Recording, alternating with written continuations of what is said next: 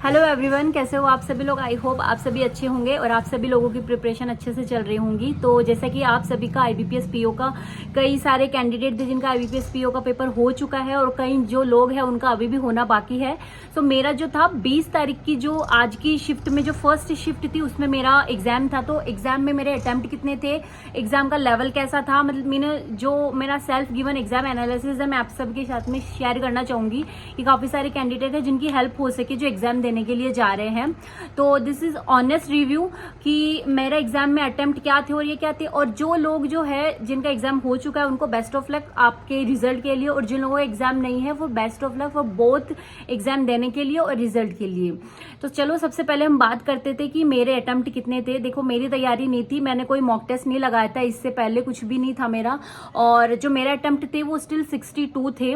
और एग्जाम का जो लेवल था वो इजी टू मॉडरेट था, आप उसको टफ नहीं कह सकते हो। तीनों सेक्शन की ओवरऑल में बात कर रही हूँ कि इजी टू मॉडरेट था, उसमें आप बोलोगे कि टफ था, ऐसा नहीं था। मीन पीओ लेवल का जो पेपर होता है एग्जैक्टली मीन हो सकता है। और अगर आप जो है अच्छे से तैयारी कर रहे हो, आपने अच्छे से मॉक टेस्ट लगाया है कंसिस्टेंसी के साथ में अगर आपने किया तो आप 70 अबाउ जो है अटेम्प्ट कर सकते हो। वहाँ काफी सारे लोगों के अटेम्प्ट जो थे 78 अबाउ भी थे। वहाँ पे मैंने कई कैंडिडेट से बात की थी तो उनके 78, कहीं के 77, 74 जो है उनके अटेम्प्ट थे। और अगर आपकी तैयारी बहुत अच्छे से की हुई है, आपने अच्छे से रेगुलर मॉक टेस्ट लगाया है और जो है एनालिसिस किया है तो आपका भी हो सकता है अच्छे खासा। तो अब बात करते हैं कि ओवरऑल जो सेक्शंस के जो क्वेश्चंस थे, क्वेश्चंस के बारे में। तो देखो सबसे पहले सेक्शन जो ओपन हुआ था वो था रीजनिंग सेक्शन का। हमेशा क्या होता है कि इंग्लिश होती है या फिर उसके बाद में रीजनिंग होता है, फिर मैथ्स होता है, बट यहाँ पे जो सबसे पहले रीजनिंग सेक्शन था, उसके बाद में इंग्लिश था, देन आफ्टर मैथ्स था। सबसे पहले हम रीजनिंग की बात करते हैं। रीजनिंग में कैसे कैसे किस टाइप के क्वेश्चंस थे। इस रीजनिंग हमारा जो सेक्शन था उसको भी हम इजी टू मॉडरेट बोल सकते हैं। 4 जो थी यहाँ पे पजल थी। तो सबसे पहले जो पजल थी हमारी वो थी एक मंथ बेस्ड पजल थी कि जून, जुलाई और सितंबर 3 मंथ्स थे, और 11 और 12 की डेट थी कि 11 तारीख और हर महीने की 12 तारीख थी, और वहाँ पे 6 पर्सन थे और वो किसी जो है फ्लावर जो थे उनको फॉलो करते थे, और दिया हुआ था कि एक किस फ्लावर को फॉलो करता है, मंथ बेस में जो थी उनको अरेंज करना था। बहुत इजी पजल थी, कोई ट्रिकी नहीं था, वहां पे सीधे सीधे लाइन दी हुई थी, आपके जो है इजीली 1.5 से 2 मिनट में वो पजल बन जाती थी। उसके बाद में अनसर्टेन पीपल थे, वहां पे शायद 10 या 12 लोग जो है बनाने के बाद में, आई थिंक 12 लोग, याद नहीं है मुझे, 12 लोग आएंगे कि अनसर्टेन पीपल थे। बीच में जगह खाली भी थी, बीच में स्पेस भी था, उसके बाद में लोग ABCD करके ऐसे करके लोग बैठाए हुए थे, और फिर उनसे जो रिलेटेड थे जो वो 5 क्वेश्चंस थे। देन आफ्टर एक 6 पीपल थे जो मीन्स 6 लोग थे, 12 लोग थे कि 6 ABC जो करके वो देख रहे हैं और नॉर्थ साउथ की तरफ, और PQRS जो है वो देख रहे हैं नॉर्थ की तरफ। इस करके उनको बैठाना था। पॉसिबिलिटी भी नहीं थी उनमें, मीन अगर एक बार आप करोगे, कोई पॉसिबिलिटी लेके भी नहीं करोगे तो आपका बन जाएगा। इसमें यूं था कि P जो है वो बैठा हुआ है, E के जो बाएं जो बैठा हुआ है उसके सामने बैठा हुआ है, और S जो है वो किसी कॉर्नर से जो है सेकंड नंबर पे है। ऐसा करके पजल था। 5 क्वेश्चंस थे, बहुत इजी पजल थी ये वाली। उसके बाद में एक पजल थी कि वहां 9 लोग थे, वो था कि मिनिमम 2 लोग और मैक्सिमम 4 लोग जो है एक घर में रहते हैं, और वो किसी चीज को वो भी फॉलो करते हैं कि A जो है, A और B जो है दोनों साथ में रहते हैं, उनके साथ में कोई तीसरा बंदा नहीं रहता है। और एक जब 3 बंदे बैठ रहे थे, मतलब मैक्सिमम मिनिमम 2 और मैक्सिमम जो 3 लोग थे वो किसी एक घर में रहते हैं, वो वाली पजल थी। तो ये वाली पजल थी। उसके बाद में 3-4 पजल हुई कि नहीं हुई, 4 पजल हो गई, तो ये वाली पजल थी। यस, और उसके बाद में जो थी 4 पजल हुई कि नहीं हुई, आई डोंट नो, मैं भूल गई हो तो। और फिर उसके बाद में जो थे सिलोलिज्म थे। सिलोलिज्म के 5 क्वेश्चंस थे जिसमें 3 में पॉसिबिलिटी थी और 2 में पॉसिबिलिटी नहीं थी। इजी वो हो रहे थे। उसके बाद में जो थे इनइक्वलिटीज थी। इनइक्वलिटीज मतलब 5 क्वेश्चंस थे, उनका भी सीधा सीधा दिया हुआ था। 2 में तो 2 क्वेश्चन ऐसे थे कि जिसमें बीच में ब्रेक किया हुआ था, और 3 क्वेश्चन ऐसे थे जिसमें सीधी लाइन दी हुई थी। आप देख के जो है बिना पेन उठाए भी आप मार्क कर सकते हो। एक अल्फाबेट से रिलेटेड क्वेश्चन था कि जहां आपको फर्स्ट, थर्ड और 5th क्वेश्चन या फिर 10th लेटर को जो है आपको ऐड करके एक वर्ड बनाना है, वो वाला क्वेश्चन था। उसके बाद में डायरेक्शन बेस्ड क्वेश्चन था। 5 क्वेश्चन डायरेक्शंस के थे, इजी था, कोई वो इसका वो नहीं था, पॉसिबिलिटी या कुछ भी नहीं था, सीधा सीधा बन रहा था कि ABCDEFGH तक करके हुआ था कि एक बंदा है वो पॉइंट ए से जो है वो ईस्ट के साइड में चलता है, उसके बाद में जो है वो 10 किलोमीटर अपने राइट लेता है या लेफ्ट लेता है, फिर उसके बाद में वो बी पर जाने के लिए आगे जाता है, ऐसा कुछ दिया हुआ था। फिर उसके बाद में ये सारे क्वेश्चंस थे। फिर उसके बाद में आता इंग्लिश सेक्शन हुआ था। सब आज मैंने ये चीज देखी कि इंग्लिश में जो था,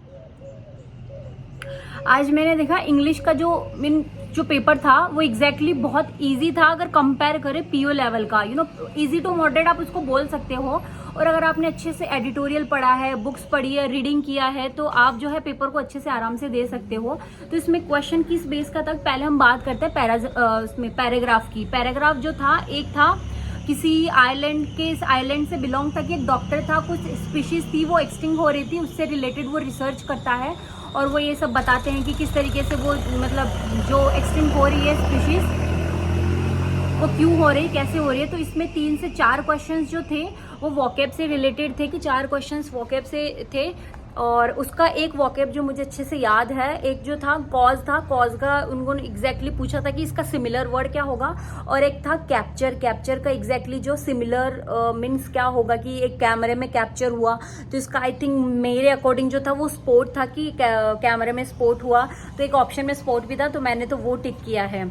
ये हो गया। और उसके बाद में उसी में पैराग्राफ में एक वो था मीन्स क्या बोलते फिलर्स जो होते हैं कि इसमें कौन सी लाइन क्या फिलर्स होगी, ऐसे करके 5 या 6 क्वेश्चंस जो थे वो थे सिमिलर। जो सिमिलर वोकैब जो आई थी वो बहुत ज्यादा इजी थी। वोकैब कैप्चर ले लो, प्लेस ले लो, कॉज ले लो, ये वाली जो थी वोकैब थी उसके अंदर 5 से 7 क्वेश्चन थे और इजी था कि अगर आप, और पैराग्राफ भी ज्यादा बड़ा नहीं था, एक बार आपको स्क्रॉल अप डाउन करना पड़ेगा, उसमें इतना था, हो जाएगा। उसके बाद में जो एक क्वेश्चन आया था, मैंने देखा था कि एक क्वेश्चन वो जो होता है उनको मैच करना होता है, ABC करके दिया हुआ होता है, फिर दूसरे बॉक्स में जो होता है EFG करके दिया हुआ होता है, A को F से मैच करना होता है, वो वाला क्वेश्चन था। वो सिर्फ एक ही क्वेश्चन था, उसके अलावा मैंने क्वेश्चंस देखा ही नहीं, ये शायद मैं पहुंची नहीं, मैंने क्वेश्चन तो सारे देखे थे, वो सिर्फ क्वेश्चन एक ही था कि ए का जो है मैच किससे होगा। मेरा अकॉर्डिंग ए का F से होगा, B का D से होगा और C का जो है जो बचा उससे होगा, तो ये वाला था। उसके बाद में 5 क्वेश्चंस जो थे वो थे फिलर्स जो हमारे आते हैं उनसे रिलेटेड थे, और 5 जो थे वो स्पॉट द एरर डिडक्शन से क्वेश्चंस थे, ऐसा करके नॉर्मल सा क्वेश्चन था। और कौन से थे उसमें, यस उसके बाद में पैराजम्बल भी था, एक 3 मीन्स पैराजम्बल के भी क्वेश्चंस थे, वो भी थे उसके अंदर। ये हो गया। देन आफ्टर मतलब इसका भी इजी था, आप देखो तो आप 20 से 25 क्वेश्चंस आप जो है इजीली अटेम्प्ट कर सकते हो। उसके बाद में मैं देखूं आपका, आते हैं हम मैथ्स की तरफ। मैथ्स में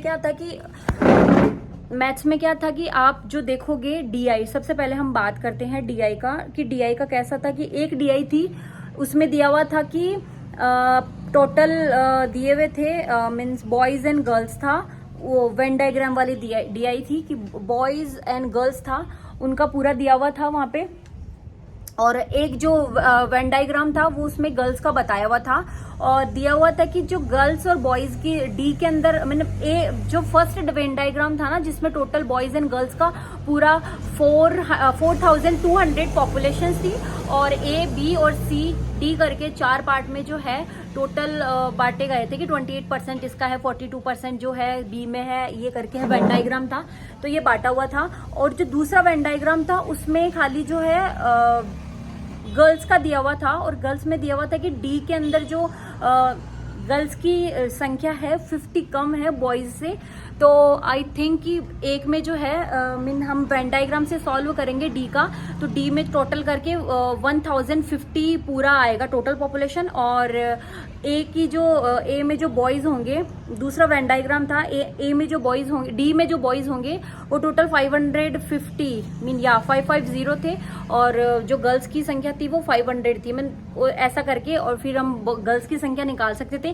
फिर जो टोटल पॉपुलेशन थी उनमें सभी A, B, C की, D की, गर्ल्स की आई, तो उसमें से करके बॉयज का अलग कर देते। फिर इससे रिलेटेड क्वेश्चंस थे। 2 क्वेश्चन इसमें ऐसे थे कि थोड़े ट्रिकी थे, 2 क्वेश्चंस को आप बोल सकते हो कि वो बहुत ज्यादा ट्रिकी थे और लेंदी भी थे। बाकी का इजी था। तो ये एक जो था डीआई से रिलेटेड क्वेश्चंस था, और उसके बाद का एक डीआई जो थी वो कैसलेट डीआई थी, छोटी सी डीआई थी, मैंने वो अटेम्प्ट भी नहीं किया वो डीआई, वो लास्ट में डीआई था, मेरा टाइम भी हो गया था, ये करके था। उसके बाद में एक डीआई जो थी वो कौन सी डीआई थी मुझे याद नहीं आ रहा, एक डीआई और थी, मुझे याद नहीं आ रहा, ये वाला था। और उसके बाद में अर्थमेटिक के क्वेश्चंस थे कि अच्छे लेवल के क्वेश्चंस थे, उनको इजी भी नहीं बोल सकते कुछ अच्छे। और पार्टनरशिप का एक क्वेश्चन था कि ए और बी जो है, ए ने 3000 जो है अपने एक उसमें इन्वेस्ट किया और बी ने 5000 इन्वेस्ट किया। ए जो है अपना 40% जो है एक्स मंथ के बाद में विड्रॉ कर लेता है, और 3500 या 3600 टोटल प्रॉफिट था, उसमें बी का प्रॉफिट दिया हुआ था।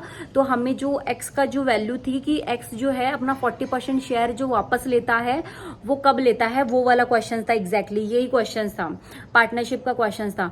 और एक जो था मिक्सचर और एलिगेशंस का क्वेश्चन था, उसके अलावा स्पीड का और डिस्टेंस का क्वेश्चन था, ये क्वेश्चन थे। और वेन डायग्राम से रिलेटेड डीआईज थी, ये भी जो थी आपका मॉडरेट आप बोल सकते हो कि ओवरऑल जो है अगर आपने अच्छे से मॉक टेस्ट लगाया है गाइस तो आपका इजीली आपका सिलेक्शन हो सकता है। कि जहां मैंने अपनी कोई स्टडी नहीं की, मैंने कोई मॉक टेस्ट नहीं लगाया, स्टिल आई अटेम्प्ट 62 क्वेश्चंस। तो अगर आप चाहो तो, अगर आपने नहीं भी पढ़ा है तो मतलब नहीं भी पढ़ा, मैंने नहीं भी पढ़ा है तो मैंने 62 अटेम्प्ट कर ली, तो आपने थोड़ा बहुत ही पढ़ा तो अबाउ 70 जो है आप अच्छी एक्यूरेसी के साथ में क्वेश्चन कर सकते हो। तो ये जो था मीन्स ये क्वेश्चन था। आई होप कि आप सभी लोगों की ये जो रिव्यू है आपके आने वाले एग्जाम्स में जो है हेल्प करे। तो आप सभी को बेस्ट ऑफ लक कि जो भी एग्जाम देने के लिए जा रहे हैं, और जल्दी से रिजल्ट का वेट करते हैं। और जो भी आपके अटेम्प्ट है प्लीज आप अपने अटेम्प्ट एक बार मेरे साथ में शेयर कीजिएगा। सो तब तक के लिए बाय।